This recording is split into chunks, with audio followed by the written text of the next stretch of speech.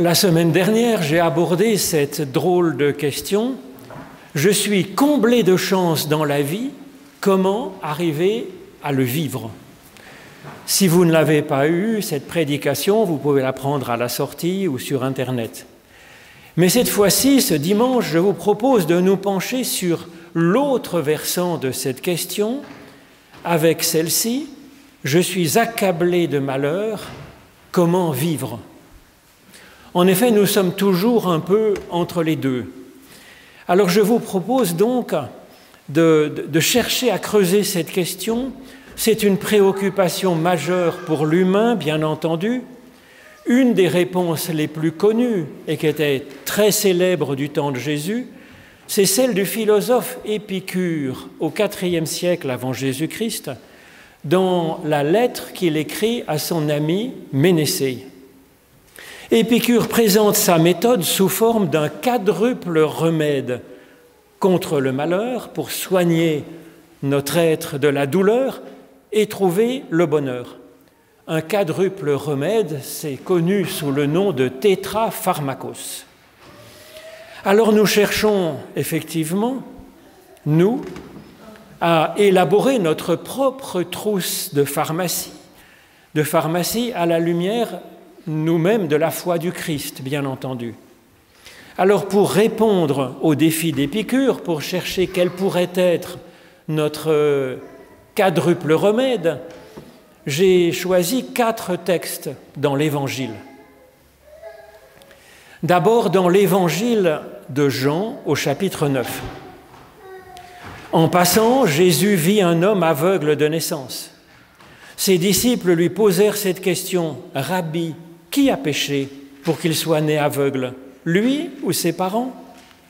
Jésus répondit, « Ni lui ni ses parents, mais cela permet que les œuvres de Dieu se manifestent en lui.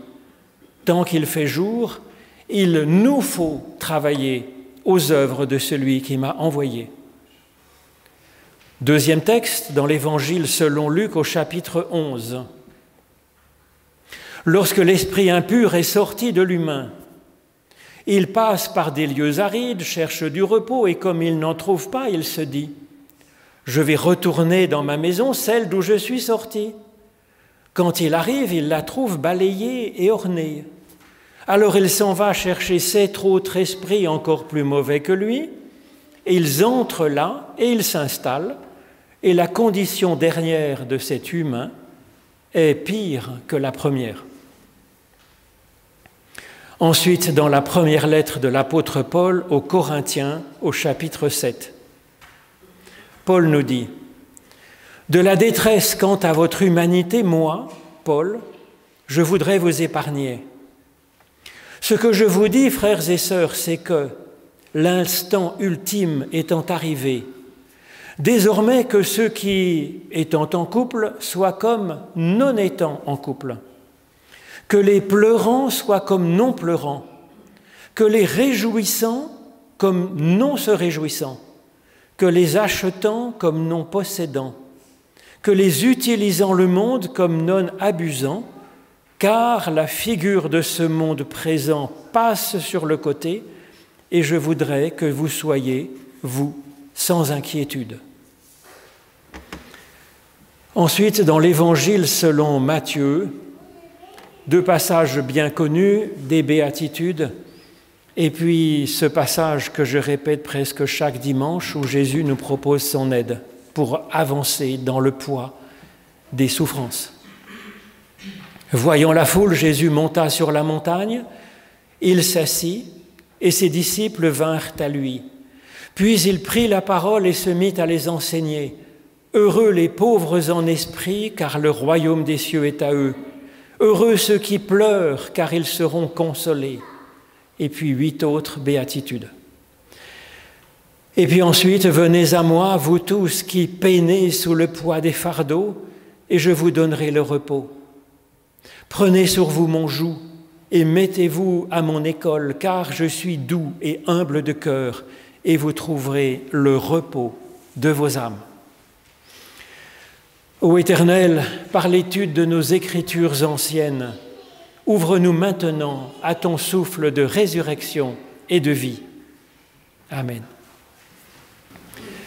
Avant même d'évoquer, de décrire donc son quadruple remède, Épicure ouvre sa lettre à Ménécée avec une recommandation qui me semble essentielle. Voilà ce qu'il dit. Quand on est jeune, il ne faut pas remettre à plus tard de philosopher. Et quand on est vieux, il ne faut pas se lasser de philosopher, car jamais il n'est trop tôt ou trop tard pour travailler à la santé de son âme. Celui qui dit qu'il n'a pas le temps pour philosopher est comme une personne qui dirait qu'elle n'a pas le temps d'être heureuse. Donc le premier point essentiel de la méthode que propose Épicure, c'est de travailler sur son intériorité, de s'interroger, de penser, de travailler sur sa qualité d'être. C'est le plus beau des cadeaux à faire à son enfant. C'est plus essentiel même que les études, que le sport, que les loisirs, que la musique, travailler à la santé de son intériorité, au développement de son âme, et s'exercer à cela toute sa vie, comme on s'alimente de pain, d'eau et d'oxygène. Car notre âme est absolument essentielle pour être, évidemment, et elle est aussi essentielle pour faire face aux aléas de la vie. Et c'est pour ça qu'Épicure commence par cette exhortation, pour tous les âges. Épicure ensuite nous dit que nous avons besoin de prendre un quadruple remède pour notre âme, pour la guérir de ce qui peut nous rendre malheureux. Le tétrapharmakos d'Épicure, c'est de prendre conscience que, premièrement, les dieux ne sont pas à craindre, deuxièmement, que la mort n'est pas à craindre, troisièmement, que l'on peut, en réalité, atteindre le bonheur, et quatrièmement, que l'on peut supporter la douleur. Alors ces 4 points sont discutables, mais ils sont intéressants, ils sont un appel à philosopher par nous-mêmes afin de chercher notre propre médicament, notre propre pharmacopée. Alors c'est aussi à discuter avec nos proches, avec le respect pour leur propre fonctionnement, parce que tout le monde ne fonctionne pas pareil. Et puis à travailler aussi, aux soins de nos âmes, finalement. Nos âmes qui sont si précieuses, qui sont si douées pour le bonheur, et qui sont si exposées en réalité au malheur qui survient par surprise. Jésus nous dit que le malheur vient comme un voleur qui arrive dans la nuit, et il nous conseille, lui aussi, de nous préparer. Cherchons donc à élaborer notre trousse à pharmacie à la lumière de la foi de Jésus-Christ. Alors pour répondre au défi d'Épicure, j'ai choisi 4 textes et 4 textes seulement, et je commence par celui de Jean au chapitre 9. Ce récit évoque la situation d'un homme qui connaît effectivement le malheur d'être aveugle dès sa naissance. La première chose qui vient à l'esprit des disciples de Jésus, c'est de se demander quelles sont les causes de ce malheur. Jésus est d'accord avec Épicure. En tout cas, ça ne peut pas venir de Dieu. Il n'y a rien à craindre de Dieu. Même si nous étions son ennemi, Dieu n'est donc pas derrière ce malheur. Le mal pourrait effectivement venir des humains, parfois de notre faute, parfois de la méchanceté des autres. Oui, ça peut arriver. Cela, nous le savons, et Dieu peut vraiment nous aider à travailler sur ces faiblesses de l'humain. À part ça ne peut pas être Dieu, et puis à part les humains, qu'est-ce qui pourrait être source de malheur dans notre vie? Eh bien, il y a cette autre source du mal, c'est le chaos, le hasard, qui est source de chance dans notre vie, comme de catastrophe. C'est injustement réparti. La vie a effectivement un côté de loterie, c'est vrai. Alors ce côté imprévisible de la vie humaine angoisse l'humain. Nous aimerions apprendre comment est-ce que ça marche finalement pour arriver à mieux maîtriser notre existence? Alors l'homme cherche parfois à s'inventer des rites, à s'inventer des superstitions diverses, à s'inventer des sortes de prévisions occultes ou irrationnelles. Tout cela nous détourne des véritables enjeux de notre existence, tant scientifiques que spirituels. C'est pourquoi l'enseignement de Jésus est excellent, que nous avons ici dans ce récit. Et ce serait finalement mon premier remède contre les malheurs de la vie. Qu'importe le passé, toute douleur du présent est effectivement contraire à la volonté de Dieu. Et donc, cherchons avec Dieu ce que nous pouvons faire, nous, à notre niveau, pour poursuivre la genèse d'un monde plus juste et plus beau. Se détourner du passé et nous tourner activement vers l'avenir. Alors ensuite, en Luc 11, nous voyons la parabole du démon qui revient avec ses amis. Contrairement à ce que dit Épicure, la mort et le malheur ne sont pas rien du tout. Dans le malheur, nous ressentons une peine, parfois une colère, face à ce qui nous frappe effectivement injustement ou qui frappe ceux que nous aimons. Et la souffrance, la colère est parfois si abominable qu'elle nous atteint jusqu'au cœur même de notre être et nous tombons au fond du gouffre, comme Jonas. Cette souffrance est donc mauvaise et elle est terrible. Mais cette souffrance, cette colère, comprend aussi une énergie, quelque chose de puissant, quelque chose de déterminé, quelque chose qui se révolte contre la souffrance, contre l'injustice, avec effectivement, au lieu du bonheur que voulait Dieu pour chacun, le malheur. Jésus propose donc de convertir cette énergie en amour du bien et en action en faveur du bien avec Dieu, faisant équipe, et ensemble et avec Dieu. Alors ce n'est pas ce que propose Épicure. Ces médicaments, ils chercheraient plutôt l'ataraxie, c'est-à-dire l'absence de trouble, et l'apathie, l'absence de passion, le détachement. D'autres spiritualités rejoignent Épicure dans cette recherche de la paix intérieure en faisant le vide en soi-même. Jésus nous propose, à mon avis, une démarche diamétralement opposée.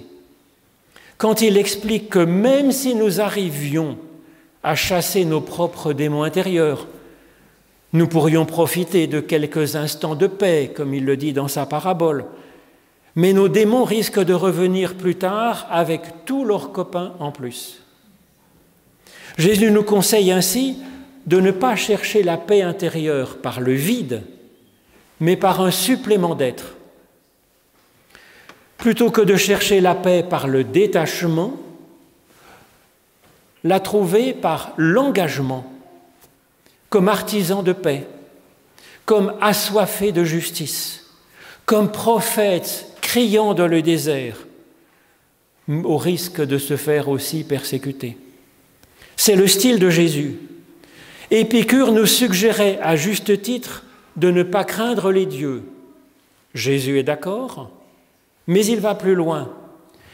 Il témoigne du fait que Dieu est concrètement puissant pour opérer ces retournements de nos démons, la conversion même de nos démons.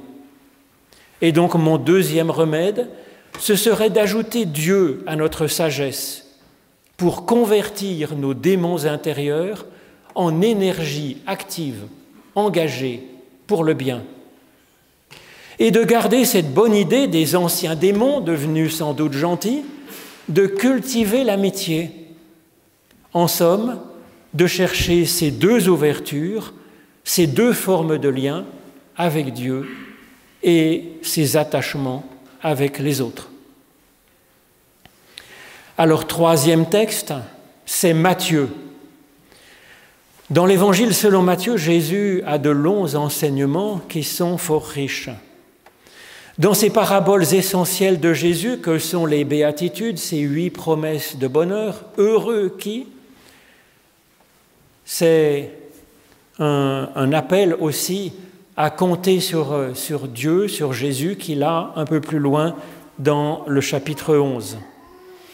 Donc nous retrouvons là, effectivement, ce remède qui consiste à faire place à Dieu dans notre vie, non pas tant pour arranger nos problèmes, nous aimerions bien, mais ça ne marche pas comme ça, que pour inspirer notre être et lui donner la force de vie qui est plus forte que tout, que toute tribulation, et même plus forte que la mort. Alors se sentir pauvre en esprit, c'est cela. C'est demander à Dieu plus de son Esprit Saint, plus de son souffle créateur, qu'il travaille en nous, à notre âme, à relever notre âme, et qu'il fasse de nous des êtres vivants, debout, créateurs, source de vie autour de nous. Il y a souvent méprise, en fait, sur ce que l'on entend comme bonheur. Ça vaut mieux de creuser la question pour le rechercher. Le bonheur, ce n'est pas une sorte d'extase dans ce texte de Jésus. En hébreu, heureux, écher, ça veut dire aussi le pas que nous faisons pour avancer. Ça signifie encore être en relation, car écher, c'est aussi le pronom relatif si courant en hébreu. C'est donc une ambition modeste mais déterminée de chercher le bonheur avec l'aide de Dieu. C'est connaître le bonheur d'avancer un tant soit peu dans notre être, dans notre relation avec les autres, et de faire un peu de bien autour de nous, de faire avancer, de gagner donc du terrain millimètre par millimètre, et d'y découvrir un vrai bonheur, le vrai bonheur. Oui, allez-vous me dire, mais pouvoir avancer ne serait-ce que d'un petit pas, c'est déjà le privilège de celui qui n'est pas au fond du gouffre. Or, parfois, une souffrance abominable nous vide tellement. Nos démons de colère et de douleur nous submergent et nous prennent à la gorge. Oui, mais jamais totalement, nous dit ici Jésus. En effet, être pauvre en esprit, être pauvre, c'est avoir trop peu pour vivre, c'est vrai, mais ce n'est pas être totalement démuni, c'est avoir pas assez, d'avoir un tout petit peu quand même, mais pas assez. Et l'humain n'est jamais donc complètement vide du Saint-Esprit. L'humain est en réalité comme une bouteille. Même avec les machines les plus puissantes, il est impossible d'y faire le vide absolu, vide de toute particule et de toute énergie, ce qui revient en fait au même. Donc mon troisième remède serait de bien s'imprégner du fait que même le plus abattu des humains, que ce soit nous-mêmes ou un autre, aura toujours un reste de cette énergie vitale qu'est l'Esprit Saint, ce souffle par lequel Dieu crée le monde à partir même du chaos. Le savoir, c'est déjà le rechercher en soi et en quiconque nous voyons être abattus. Dès lors, tout est possible. À commencer par ce gémissement de prière inexprimable dont parle Paul, que pousse l'Esprit finalement en nous et qui nous permet de demander à Dieu plus encore de son Esprit. Et cela amorce donc une remontée et puis une voix qui nous dit « Tu es mon enfant, tu vivras, tu connaîtras encore le bonheur. » Même si aujourd'hui tu pleures ou tu es persécuté, c'est ça que nous disent ces béatitudes de Jésus. C'est pourquoi Paul nous encourage à ne pas nous assimiler au malheur qui nous arrive. Quand nous sommes malades, nous ne sommes pas un malade, nous sommes une personne.